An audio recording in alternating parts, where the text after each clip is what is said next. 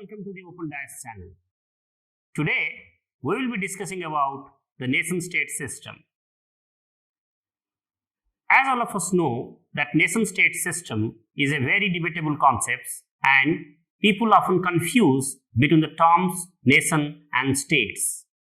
Nation is a purely psychological and emotional term, whereas state is a legal and political concept. When we try to understand the idea of a state, we have a definite boundary in our mind. But whenever we speak about a nation, the idea of boundary does not exist. It actually goes beyond the boundaries of a state. People living in America can imagine about their Indian nationality. That's why nation and state are different. However, people often confuse between these two terms. Today, we will be trying to understand how people across the world, how different social scientists have tried to understand the word nation-state and how the debates on the nation-state system have unfolded. Let's try to understand, first of all, what the nation-state is, and then we'll try to understand the different perspectives on nation-states. Nation is a psychological and emotional attachment to a particular community and territory. It goes beyond a state and its legal definition. I've already explained you why it goes beyond a state's legal definitions. A state is purely legal and its boundaries are very well defined. Mazzini, a very famous social scientist, philosopher, argued that every nation is a state, only one state for the entire nation. As such, the nation-state principle symbolizes the belief that nations are natural political communities, the strength of which is derived from the overlapping civic and cultural bonds. So, Mazzini argues basically that nations are purely natural creations. It has been a product of, our bindingness, the way we have been bonding together over a period of time. So Mazzini argues that every nation is a state, only one state for the nation. So basically, he does not differentiate between the nation and the state. So nation and state, according to Mazzini, actually overlaps each other. So to summarize, the idea of a nation state is a form of political organization. First, a nation state is a form of political organization. Second, it also sees it as an abstract ideology based on the principle of shared culture, language, historical experiences. The nation state is also seen as an alternative to all other forms of political organization of the past, which implies that it is of recent origin. I must tell you that nation states, they do not go back to a very long history. In fact, just immediately after the medieval period, the idea of a nation state actually emerged in Europe, and then it actually around the globe, the idea of nation state became very popular. I mean, it was organized in a more recent, very organized way. It views nation state as an outcome of nationalistic fervor. And finally, it sees nation as a natural community. So these are some of the salient features of the idea of a nation state. Several factors have contributed to the growth of nation states around the world. And I have already given you some hints on what could be possibly these factors that led to the growth of these nation states. The process of building of nation states began around medieval period, and it continues even today. Factors like Treaty of Westphalia, World Wars, decolonization process, and many others they all have contributed to the process and growth of the nation states. There are various perspectives on nation states.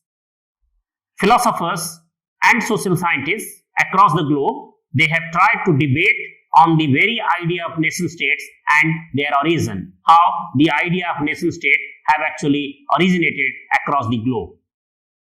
Nation state has to be understood in two ways: cultural community and political community. Menck is one philosopher who actually argued that nation states can be understood in these two important directions. Herder, a very prominent German philosopher, who argues that inborn character of each national group is ultimately reflected by its natural environment, climate, and physical geography, which shaped the lifestyle, working habits, attitude, and creative tendencies of people. Herder again emphasized the importance of language, which is the reflection of tradition and historical memories. Remember, language is a very debatable concept, and there are philosophers who also argue against using language as a platform for nationalism. But Herder uses language as a platform for nationalism. I mean, he uses language as a method to understand the idea of nationalism in one particular context. So, which is the reflection of tradition and historical memories. So, for him, each nation possesses an organic identity which is mirrored in their culture, especially in their language. Nation state. I repeat, this spirit is mirrored in songs, myths, and legends, and thus provides a nation with its source of creativity. There is another philosopher who is also equally very prominent like Herder. His name is Ernest Gellner, who in his very famous book, Nations and Nationalism, stressed on the importance of nationalism in the process of industrialization and modernization. According to Gellner, when the societies witnessed a shift from feudal bond towards industrialization, nationalism promoted social mobility and competition. A new source of cultural cohesion was required, which was provided by nationalism. This idea was challenged by Anthony D. Smith. Friends, Anthony D. Smith is also equally very popular when we try to understand the nationalist discourse. In fact, he was one of the very rare philosophers who wrote extensively on the idea of nation and nationalism and how ethnicity could be a ground for nationalism discourse. So, who argued in his book, The Ethnic Origins of Nations, that there is a continuity between modern nations and pre-modern ethnic community. So, remember, Smith is one person who argues that nations have a pre-modern origin, and that is what distinguishes Smith from other kind of political philosophers who also spoke on nationalism. So there is a continuity between modern nations and pre-modern ethnic community, and says that nations are historically embedded with common culture, heritage, and language that may pre-exist the realization of statehood or the quest for national independence. Although ethnicity is a predecessor of nationalism, modern nations came into existence only when ethnies were linked to the doctrine of political sovereignty. So remember, from the pre-modern ethnic identities to modern nation states was possible only when the nation states were identified with the doctrine of political sovereignty.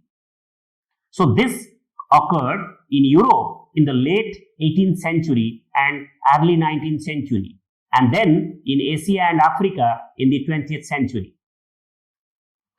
So, according to Menck, nation is a cultural community, and it is characterized by high levels of ethnic homogeneity where national and ethnic identities are often taken as one. For example, the Kurds, the Russians, Tamils, and others. There are two important characteristics of a nation. There is a strong historical sense of unity which is stable and cohesive. The membership of this group is not exclusive. This means that the membership is not for those who do not belong to that particular ethnicity. Thus, political allegiance is not considered as the criteria for its membership. Another, again, important philosopher, Eric Hobsbawm, who also equally spoke very decisively about the idea of nationalism, and his very famous book, Nations and Nationalism since 1718, highlighted the degree to which nations are invented traditions. So, Hobsbawm actually argues that nations are a product of invented traditions. So, as against the culturalist view, Hobsbawm forwards that it is nationalism that creates a nation and not the other way around. So, it is nationalism that creates a nation and not the other way around. The widespread consciousness of nationhood developed only in the late 19th century, where we saw national anthem, national flags, and extension of primary education fashioning the sense of unity. He criticizes the language as an important factor of nationhood. Language lives and grows, and it is adopted by the people according to their need and circumstances. Remember, Hobsbawm is actually trying to offer a critique to Herder. In the beginning of my lecture, when I tried to introduce Herder, I said Herder gives emphasis on language as a means of establishing nationalism as a political discourse. But here, Hobsbawm criticizes that language cannot be a means of establishing the doctrine of nationalism, because language lives and grows, and it is adapted by the people according to their needs and circumstances. So people create language, language does not create people, and people modify their language, people adapt their language, they change their language, they change their orientation. So language is basically a product of human intervention, and it grows and it actually continuously revises itself over a period of time through people's interventions. So language cannot be a method or be a part of the nationalist discourse. That's what Hobsbawm argues. Now, let's try to understand the very important, prominent social scientist who spoke on extensively on the idea of nationalism and why. And this man is so important when we try to understand the idea of nationalism, that probably without making a reference to Benedict Anderson, no one can actually understand the idea of nationalism in Western Europe. So Benedict Anderson's arguments on nationalism revolves around the idea of imagined communities. So Anderson, in his famous book, in fact, this book is very, very famous and one of the best sellers around the world, that Imagined Communities, Reflections on the Origin and Spread of Nationalism. In this book, he argues that nations, nationality, and nationalism are the concepts which have proved extremely difficult to define. The debate, please try to understand, friends, that a nation is imagined does not imply that it is false, unreal, or to be differentiated from true communities. The idea both shapes and is shaped by political and cultural institutions, as people imagine that they share common beliefs, attitudes, and recognize a collective national inhabitant as having similar views, opinion, and sentiments of their own. Second, it is imagined because even the members of the smallest nation is not familiar to most of their fellow members. Meet them or even hear of them, yet in their minds of each other there is an image of their communication.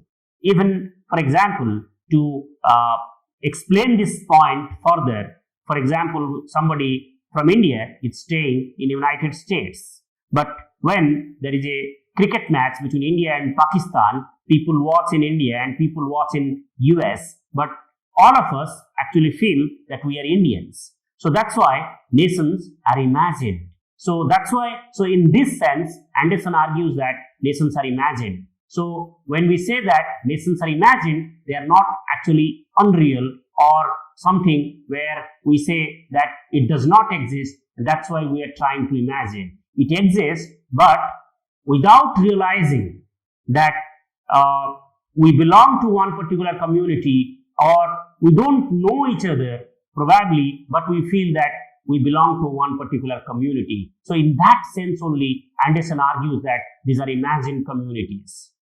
So then Anderson argues that the idea of nation came into being in the late 18th century, where a societal structure replaced the earlier monarchical or religious orders. Thus, in this sense, nation was seen as a new way of theorizing state sovereignty and rule, which would be limited to a definite population and territory over which the state, in the name of nationality, and employ power. It is imagined as a community because, irrespective of the actual inequality and exploitation, please remember, friends, this is the most important fundamental point that Anderson tries to make. I repeat this sentence again. It is imagined as a community because, irrespective of the actual inequality and exploitation that may prevail in its, the nation is always considered as a deep horizontal comradeship. So even if inequalities exist in any nation, nationalism exists because people try to evoke the idea of nationalism whenever there is a crisis. For example, there is a India-Pakistan war. So people are very emotional about Indian nationality. It doesn't mean that India doesn't have any problems. India has inequality, India has unemployment problems, but still what binds together the people of India into one nation is their imagination as a nation, and that nation is India. That's why people are united. So I'm trying to contextualize Benedict Anderson's argument in Indian context. I'll come back to the point how people criticize Benedict Anderson's point when they try to understand those arguments in those countries which are earlier colonies, particularly the case of Partha Chatterjee. So Anderson speaks about Creole pioneers. This is very important. Anderson actually uses 2-3 important terms. Creole pioneers, print capitalism. These are very, very important terms when we try to understand Benedict Anderson and his usage of the term nationalism. So during the 18th and 19th century, in both North and South America, those who struggled against colonialism shared the same ancestries, languages, traditions as the colonizing powers they opposed. Anderson argued that these Creole communities advanced nationalist policies before the same happened in Europe. The reason is these colonies were largely self-administrating territorial units. There was a sense of belongingness among the residents to common and potentially sovereign community. This sentiment was boosted by provincial newspapers which aroused the consciousness of debate among the intercontinental political and administrative relationships. Thus, the role of print capitalism became very, very crucial, which led to the standardizations of national calendars, clocks, and language in books and the publication of daily newspapers. This created a sense of simultaneous national experiences for the residents, as there arose a sense of awareness of events occurring in their own nation and nations abroad. Newspapers made it possible for rapidly growing numbers of people to think about themselves and relate themselves to others in profoundly new ways.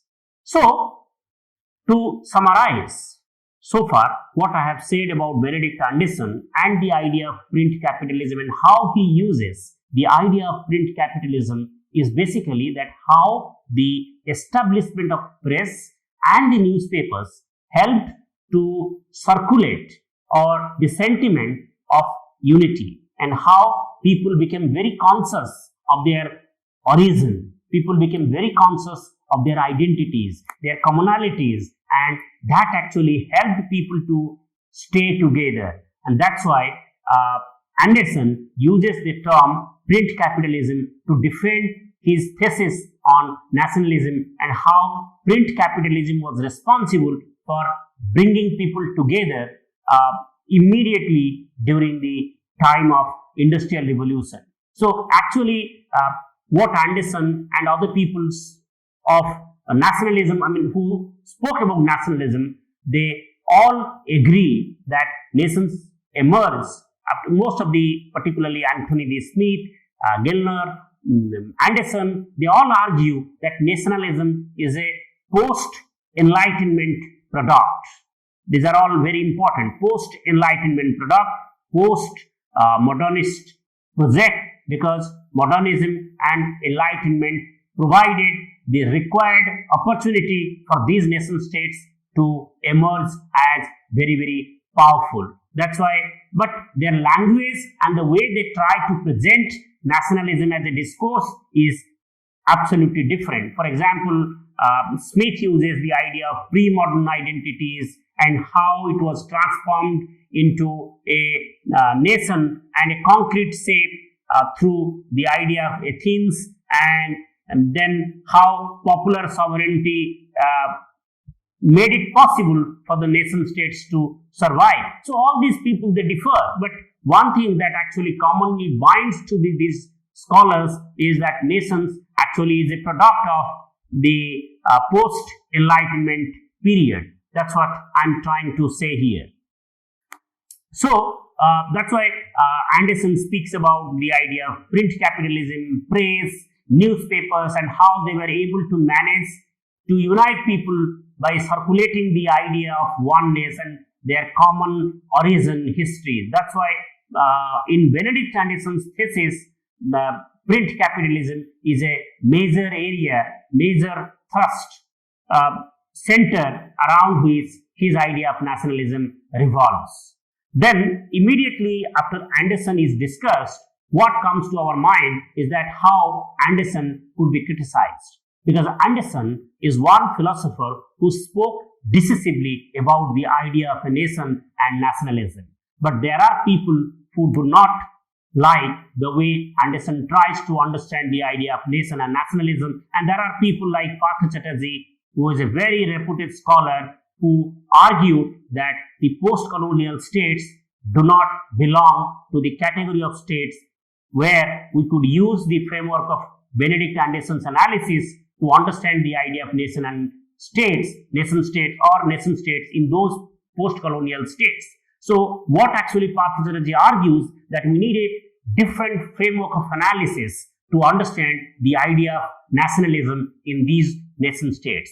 Why Chatterjee argues against Benedict Anderson is actually very important to understand, because that's why Chatterjee uses the language whose imagined community. Because remember, if we go back to what Anderson argues, that Anderson's language of that nations are imagined, because we imagine about our nation, we imagine about oneness. But Chatterjee argues that who should imagine, and why it should imagine. So imagination is something which is not a very attractive project for Partha Chatterjee. So according to Chatterjee, Anderson is only right in the context of Europe. So the imagination of political communities has been limited by European colonialism. The colonies are going through a colonial experience, inherited nationalist institutional forms imposed on them. Therefore, they were left with no option but to follow the European path, with the Western powers prepared to prevent any seemingly dangerous deviations. So Chatterjee argues that even our imaginations are also colonized. Remember how the Europeans tried to colonize our mind. That's why Chatterjee argues that because our minds are colonized, that's why we are constantly using the European experience when we try to understand the idea of nationalism. So Chatterjee argues that even our imaginations are also colonized. So the anti-colonial nationalisms used the same nationalist arguments as their colonizer. Nationalism in the form of struggle for independence could only be imagined through cultural processes and practices.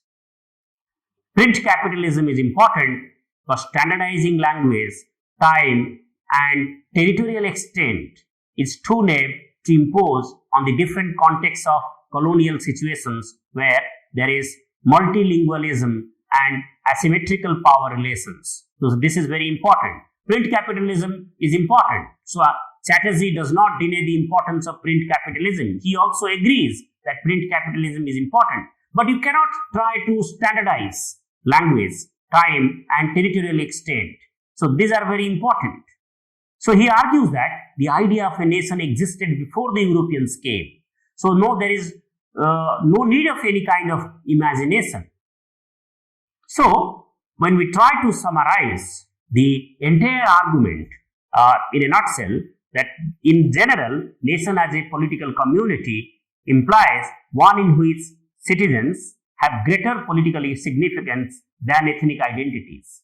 And second, it contains a number of ethnic groups and thus marked by cultural heterogeneity. So this is very important.